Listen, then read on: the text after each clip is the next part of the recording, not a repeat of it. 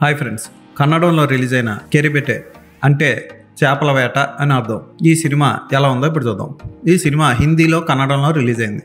B Gururaj Rajguru దర్శకత్వం వహించిన ఈ సినిమా ఓ విలేజ్ డ్రామా. ఒక పల్లెటూరులో నాగా అనే ఒక మొరటోడు ఉంటాడు. వాడు గంధపు చెట్లు అయి నరుక్కుంటూ పుష్ప టైప్లో అని తిరుగుతూ ఉంటాడు. అలాంటోడు ఆ ఊర్లో మీనా అనే అమ్మాయిని లవ్ చేస్తాడు. ఆ మీనా కొంచెం డబ్బున్న వాళ్ళ ఇంటికి చెందిన అమ్మాయి. అయితే నాగాది తక్కువ కులం అని, ఉంచుకున్న దానికి పుట్టినవాడని మీనా తండ్రి తిడతాడు, కొడతాడు చెప్పుతో.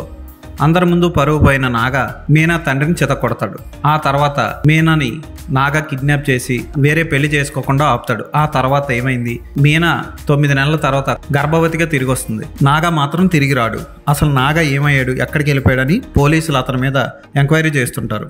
ఓవైపు నాగా తల్లికి కూడా చిరాకు వచ్చి కొడుకుని చంపేయమంటుంది. అసలు నాగా చేసిన కిరాతకమైన పని ఏంటి, అసలు నాగా నిజంగా కిరాతకుడా మంచివాడా అన్నది సినిమా చూసి తెలుసుకోవాలి.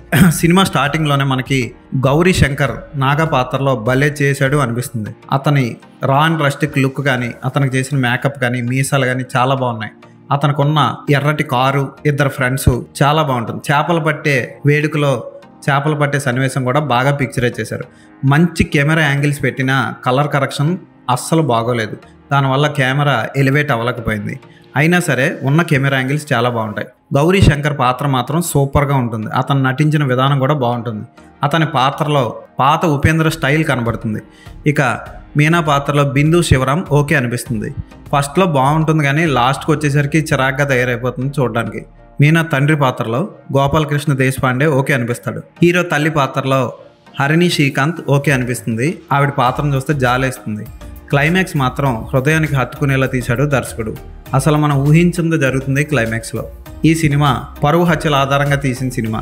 కెరబెట్టే ఖచ్చితంగా చూసిన వాళ్ళని ఆకట్టుకుంటుంది.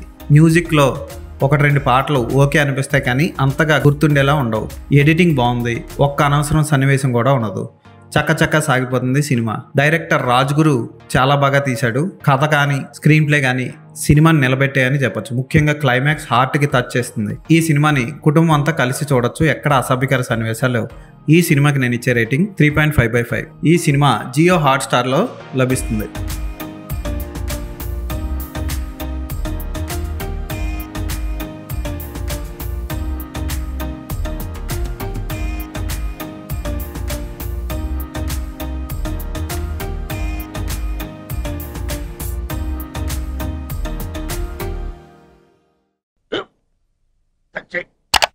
స్కూల్ బెంచ్ లాగా ఎంత గట్టిగా ఉందోరా. కొట్రా, కొట్టు, పర్లేదు, కొట్టు. బాబాయ్ ఏంటి నువ్వు కొడతావా? కమా బిట్ మీ యార్. వద్దు బాబాయ్. వాడిని నేను కొట్టడం లేదమ్మా, వాడినే నన్ను కొట్టమంటున్నాను. నువ్వేం కంగారు పడక్కర్లేదు. అడుగుతావేంటి?